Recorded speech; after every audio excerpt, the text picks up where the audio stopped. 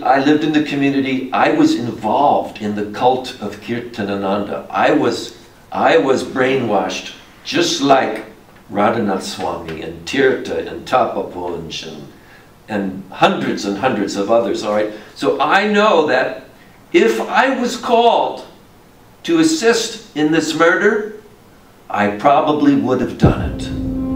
In May 1986, Stephen Bryant was shot dead in Los Angeles. The alleged triggerman, a former New Vrindavan resident, Thomas Drescher. Drescher's spiritual master, the Swami. The prosecution charges Bhaktipad and co-defendant Terry Sheldon, Krishna named Tapapunj, conspired to have Bryant murdered for $8,000 in cash. $8,000 in cash.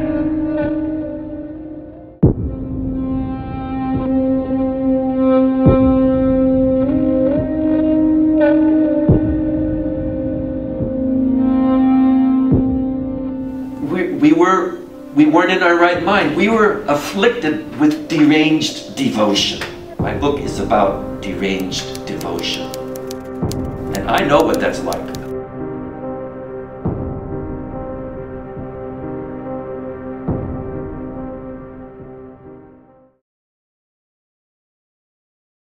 Hare Krishna, Krishna Krishna, Hare Hare, Hare Rama, Rama Rama, Hare Hare.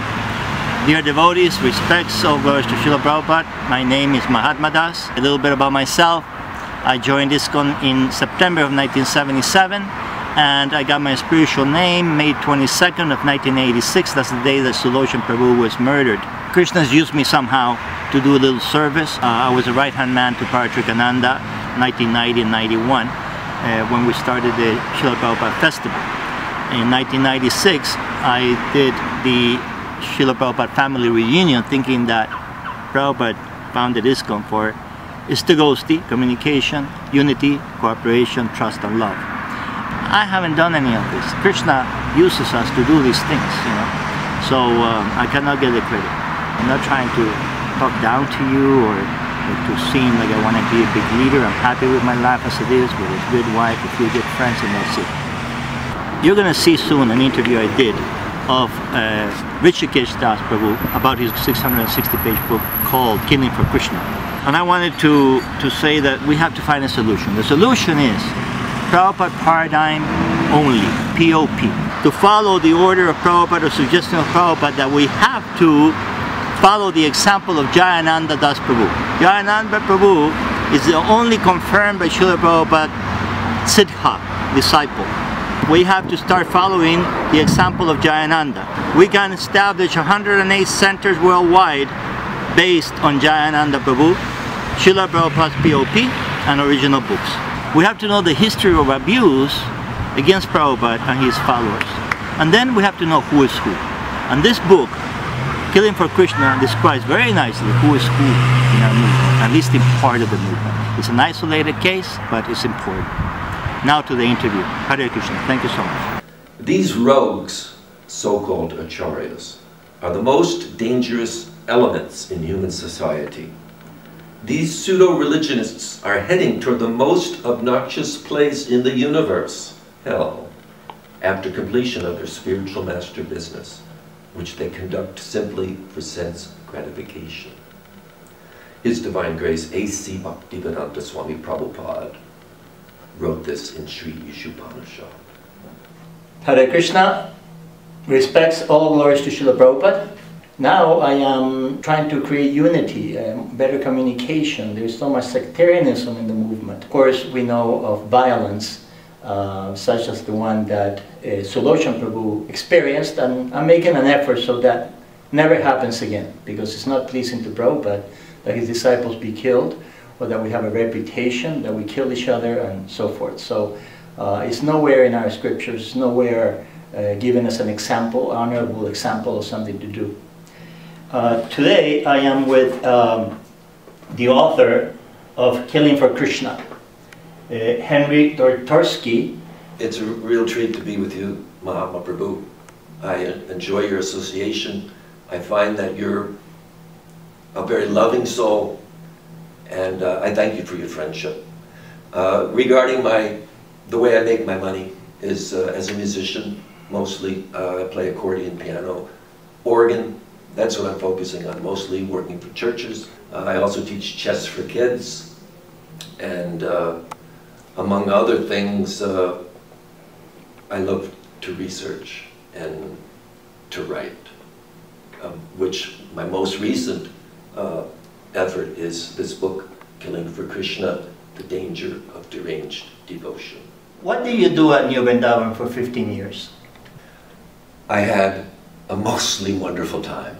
I mean, New Vrindavan it's a holy place of pilgrimage. Prabhupada founded it and visited 4 times. And what I saw at New Vrindavan impressed me. I saw a community of spiritual seekers that practiced what they preached. I was looking for something more radical. And the Hare Krishnas, the men shaved their heads and left the Sika in the back, and they wore these bed sheets, you know, the Indian garments, and they were vegetarians also, which I admired a lot. At New Vrindavan, I mean, for 15 years, I did a multitude of different services.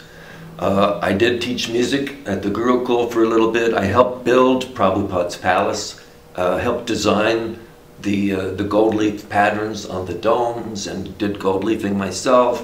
And then after that, I was sent out on Sankirtan, first distributing Prabhupada's books in parking lots in Ohio with Tapapunj Das Brahmachari, who also figures prominently in my book.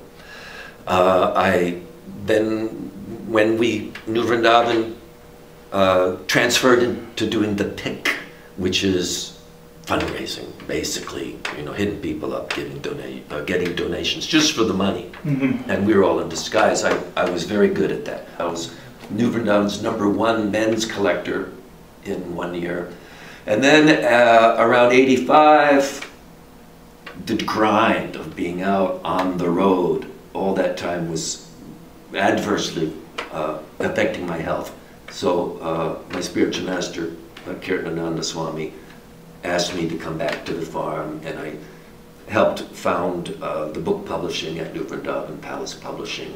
So you were collecting so much money that you almost, you made yourself sick. How much money do you think you collected? It could have been $500,000, it could have been $750,000. I was certainly not the top collector. The women collected much more than the men, but that's what I did. But at a certain point, my collections dropped, and Bhaktipad said, well, we have work for you here at the farm. So book publishing, I started Palace Charities, the vegetarian Meals on Wheels for Wheeling and senior citizens. And then in the interfaith period, I was minister of music for the community, in charge of the orchestra. I played the pipe organ, composed music for the services, like that. And I finally left in October of '93, when I rejected my spiritual master after I had become convinced that he was not what he appeared to be. Do you think Sulochana Prabhu was feeling anger? Do you feel anger? There's no doubt in my mind that Sulochana was extremely angry, especially with Kirtanananda Swami. He felt that Kirtanananda had stolen his wife. It's not exactly as I see it. I mean, his wife did love Kirtanananda as a disciple loves the spiritual master more than she loved her own husband. And at one point, when he told her, we're leaving the community, I do not want to live here anymore, she rebelled. This was in June 1994, and she refused to go with him. And she stayed at the community under the protection of Bhaktipad, and Sulochana was pretty much forced to leave at that time. Sulochana, shortly after that, decided to get his children, and then he took them away. And I understand they followed him, and at gunpoint they got the children back. Correct. When he left New Vrindavan, he took his 2 sons, Sarva and Nimai. Nimai was still in diapers, Sarva was about 3 years old. And he invited or ordered his wife to join him. She refused. So he gave her plenty of time to decide. And then at some point he said, okay, it's time to go. And he left. He was going to his parents' home in Royal Oak, Michigan. Immediately, she went to Bhaktipad and said, my husband has left, taken my 2 children. I want to stay here. Can you help me? And he made some phone calls, and 3 New Vrindavan Kshatriyas. Warriors. Yes, warrior Kshatriyas, enforcers, got into a van with the mother, and they began following the route that they thought he was taking. The basic need of a father to see his children. That's what started everything. I would agree with you. I would agree with you. Sulochana certainly loved his 2 sons, and just the love between all of them is so apparent. And he felt that there was something crooked at New Vrindavan, and it was time to leave. He didn't know all the details, but he felt that his wife refused to go, and he wanted his children back. He wanted his wife back. He wanted his children back, and that's the source of that anger. You know. So he wanted his children not to be raised in that environment, and but the management at New Vrindavan wanted his wife there because I understand she was a big collector. Jamuna was not a collector at all, but she did important service, mostly in the nursery, caring for children. And but what she had was a real love for her spiritual master and a submissive mentality for him. And she was, whatever service they wanted her to do, so she was a submissive disciple. And that's, being submissive at New Vrindavan was all in all at that time. People say that his child was also killed, so he may not speak or something like that. That's all speculation, right? What happened with his child? He was only 3 years old when he passed away, correct? Correct. I've spoken to Jamuna, the mother, and also an eyewitness who was there right after it happened. The boy was just playing with some children at the boathouse, at the ghat, at New Vrindavan, at the pond, and he fell in, and the other children were so young they couldn't help him climb back out, and he drowned, and it was very, very, very sad. But there was no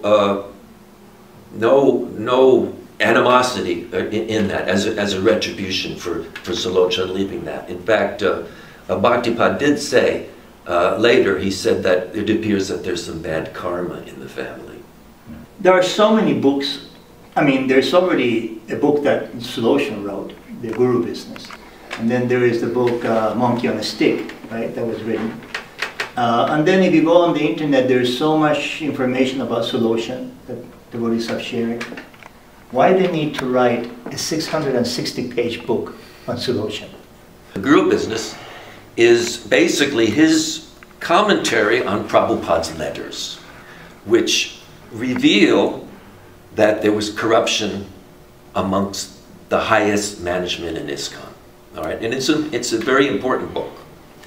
Monkey on a Stick, although there's a lot of correct things in there, you cannot trust it, because even the authors admitted that they created characters and scenes in the book to advance the storyline. So it's not historical. It's like a hit movie coming out based on someone's life. It's not the life as it happened, but it's based on that person's life. So that's Monkey on a Stick.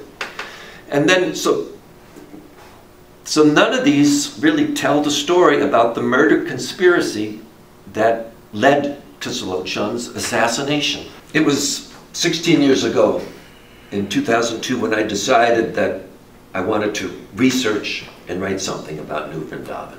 I'd lived there 15 years and wanted to share some of the really wonderful things that I experienced while I was there. And my time there really was 95% wonderful, all right? And I was a surrendered soul, and it was just a wonderful, wonderful, wonderful thing to be living there. However, the more I began researching and talking to devotees and discovering more about the criminal activities and the immoral activities that were going on, that most of us knew nothing about, you know, at the highest levels of leadership there. I became somewhat disillusioned, you know, at that. So how you find out about this? Because you were talking that you got the whole archives, which Yes. was locked up behind bars. Oh, yes. Somehow, by Krishna's arrangement, you got all of that, which is how many pages would you say? You know, I've never counted them, but some tens of thousands of pages. His personal correspondence, New Vrindavan publications, trial transcripts numbering in thousands of pages, investigative reports by private investigators. Anyway, somehow, by Krishna's mercy, I got this around 2003. I mean, at that time, in 2003, I already had about 300 pages, a manuscript about New Vrindavan history. And I showed it to Tapa Bunj, who was very friendly with me, and he said, Hrishikesh, he said, come with me, I have something I have to show you. And up at the top of this hill was this semi-trailer truck, and he unlocked the padlock and opened it up, and we climbed up inside, and he showed me this archive, which was just keeping there and getting rained on and dripped on by water from the roof. Precious. It was like discovering Captain Kidd's buried treasure. Exactly. And it took me 10, 12 years before I could finally read through all this. Now I understand that you took pictures of everything, and then soon after somebody came and got all that material back? That's a different story. A few years later, one of my godbrothers called me to his house, and he had a companion archive, which had also come from the house, which was removed a few years earlier. And he began to have doubts about his spiritual master, and he asked me to come and look at it, and I photographed his archive. So the total is, you know, several tens of thousands of pages. But in the archives were confidential documents, classified, that probably maybe only Bhaktipad and his librarian were aware of. Amos, the archives, do you find the signature of the leaders, or of any of the leaders of New Vrindavan, that proves that they were involved in illicit activity?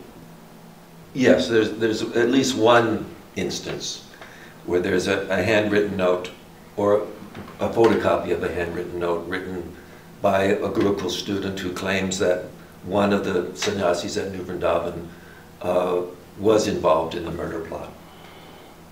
As I recall, I'm talking about a note in which somebody says, I did not have sex with you because I did not finish, or I did not finish, or something like that, and it was signed.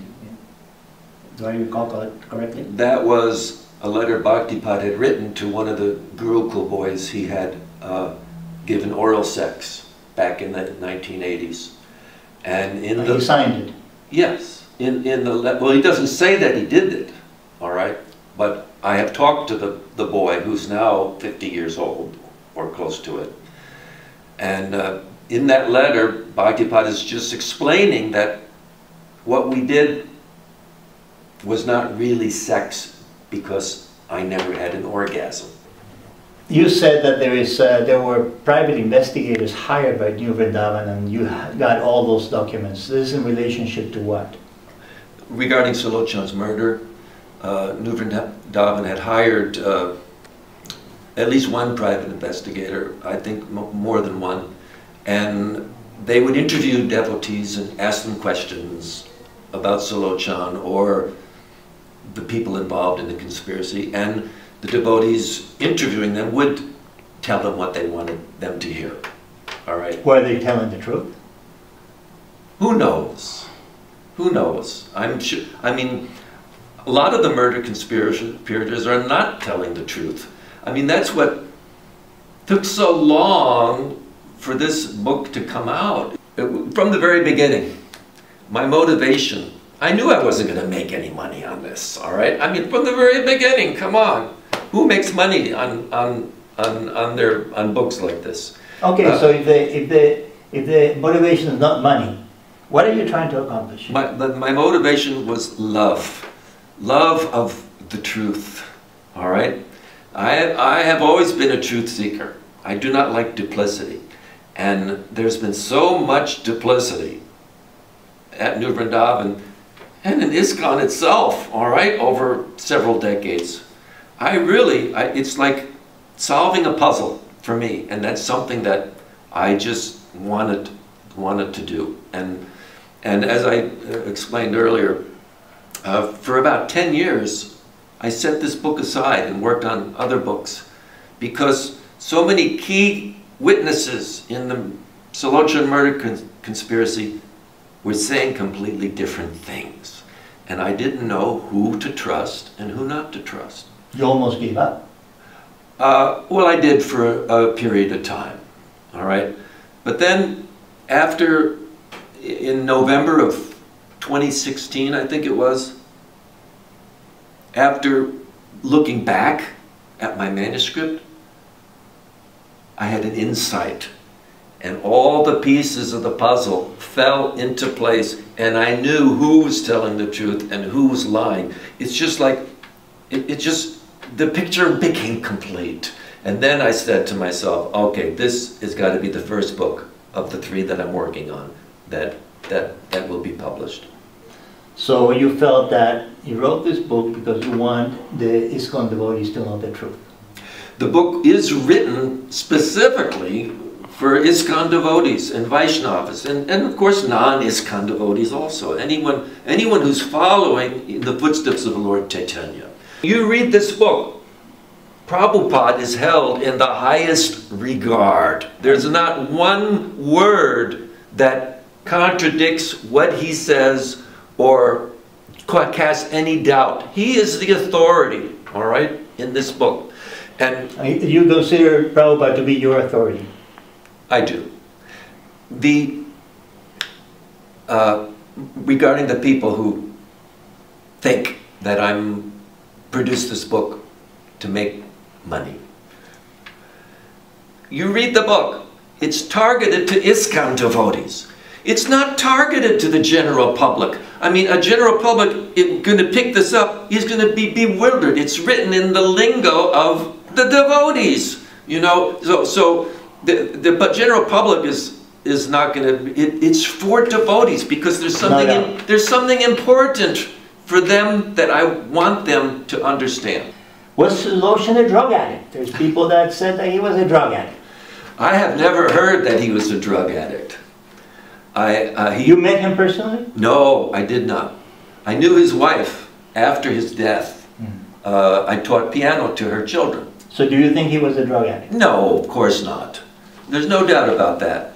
I mean, he did take recreational drugs from time to time, alcohol, cocaine, marijuana, but he was not an addict, all right? I mean, some people have addictive personalities where they become addicted to something, but other people can just enjoy in moderation the same intoxicants and be able to walk away from it. Do you know who has called him an addict? I do not know. And you know the background? No, I don't. I don't know anything. I've never heard anyone say he was a drug addict. Yeah. Although Tapapunj does say that he was very fearful that Salochen would get drunk or stoned and attempt to kill Bhaktipat. But I don't even think he said he was a drug addict. Now, how about drug use from the other side? Opposite to Salochen? Well, as far as I know, very few of the murder conspirators took recreational drugs. Only 3 that I can think of. One was, of course, Kirtanananda Swami, and what drug? How do you find that out? I think you said something. You went and talked to his sister, and then, yeah. Well, we know he smoked marijuana after Prabhupada awarded him with sannyas, and you mentioned another drug there. Yeah, cocaine. He would use time to time. You know, ever since friends also. Right? Ever since Kirtanananda blooped from ISKCON back in September, October of '67, he never strictly, regularly followed the four regulative principles ever since then. And we, of course, we didn't know any of this. For decades, we assumed, we were told, he was this pure, self-realized soul like this. But behind the scenes, with his buddy Hayagriva, who was notorious at New Vrindavan for enjoying illicit activities which were prohibited by the Gaudiya Vaishnava faith, Kirtananda and Hayagriva would sometimes attend parties with the homosexual Mexican men that were working at New Vrindavan as illegal laborers. And other reports too. I had one devotee tell me, and I believe he's telling the complete truth. He lived in California. He lived in New Vrindavan 2 years, maybe 82 to 83. And one time he burst into, he was friends with the comptroller of New Vrindavan, the financial manager. One day he was just passing by and they were friends, so he just burst into the living room and he was almost knocked out of the door by Kirtananda Swami, who was leaving very quickly to his jeep out there. And then when this devotee picked himself up, he looked and there was the comptroller sitting there. There was a table and Bhaktipad's rocking chair was still rocking, and a bottle of Miller High Life beer with the fingers still dripping down. So, and then there was a $100 bill with a line of white powder on it. Is sitting between the two devotees. So yeah, you talked about heroin too. There, not from somebody else. That was his drug of choice. Yeah, so we never knew any of this, but both Bhaktipad and Hayagriva were enjoying these forbidden activities. In the case of the murder of Sulochan, I do not believe that drugs or alcohol had really any decision in it. These were rational people. They were clear thinking, and they decided that the pure devotee must be protected by any means from this rascal who's threatened death to the gurus. But although Sulochan talked about violence, and he was armed at times, did he ever punch anybody? Did he ever push anybody? Did he ever shoot at anybody? You know, I think Sulochan, I believe that violence to anybody? No. There's no. I've never heard a report that Sulochan ever shot at a person or punched them or was physical violence, except to his wife. That was, and that was not enough to cause great physical injury. One time she had a black eye and a handprint on her face. Do you think this is part of the motivation that got him killed eventually, or not? Sulochan was killed for two reasons. One is that he was exposing criminal and illegal activities at New Vrindavan, which would implicate Bhaktipad, and so that was one reason he had to be eliminated. The second was that he had threatened violence to the gurus. He carried guns. He would visit his friends and wave his guns in the air and shout death to the gurus. He frightened a lot of devotees in New Vrindavan, in Berkeley, Laguna Beach, Los Angeles. His friends really thought this guy was out of control, you know. But one thing I will say, Sulochan never ever hurt anyone physically, except for his wife. But I believe that he had some insecurities.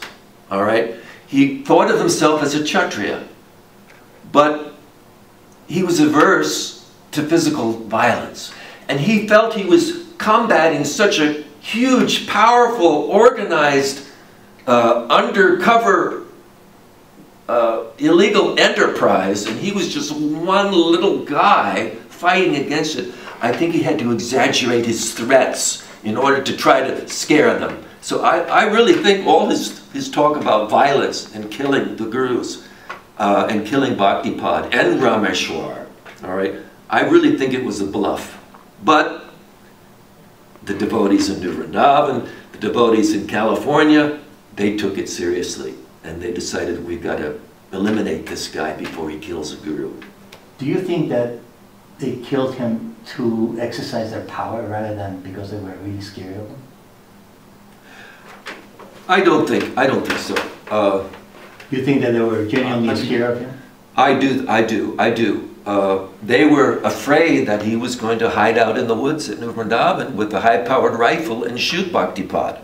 Up until the very end, you know, they wanted to protect the pure devotee, and if they were amiss, if somehow he got through and killed Bhaktipad, they said they would have to live with being cowards for the rest of their life. And for a Kshatriya, dishonor is worse than anything. You choose to mention sexual activity on both sides, from Sulochana and also from the other side. Why do you choose to do that? Because this, in some ways, this is a biography of Sulochana. It's really the story of the murder conspiracy, all right? But if you want to understand a character and what motivates them, how can you neglect talking about their sexual orientation or activities? All right, this is not any kind of erotic titillation. This is just describing the characters and their behaviors. I mean, if anyone wants to understand Kirtanananda Swami or Hayagriva, they have to understand the background, the sexual background, and Sulochana as well, I believe. How many were involved, after all, in the conspiracy? There were about a dozen devotees who were involved in the murder conspiracy in West Virginia, ISKCON, Cleveland, Ohio, and in Los Angeles and San Diego. How many went to jail? 2 devotees were convicted regarding the murder of Sulochana. One was Tapapunj Swami, who spent, I think, 5 years in prison.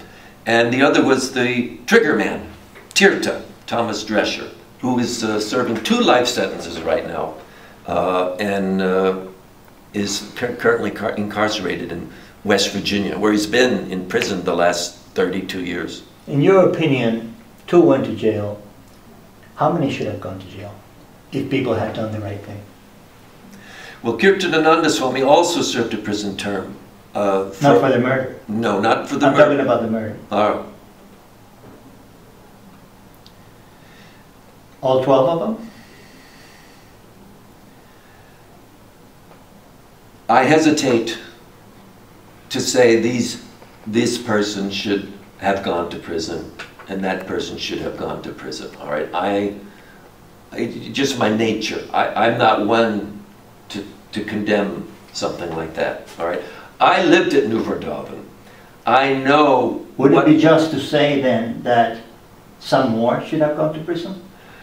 I lived in the community. I was involved in the cult of Kirtanananda. I was brainwashed just like Radhanath Swami and Tirtha and Tapapunj and hundreds and hundreds of others, all right? So I know that if I was called to assist in this murder, I probably would have done it, all right? We weren't in our right mind. We were afflicted with deranged devotion. My book is about deranged devotion. And I know what that's like.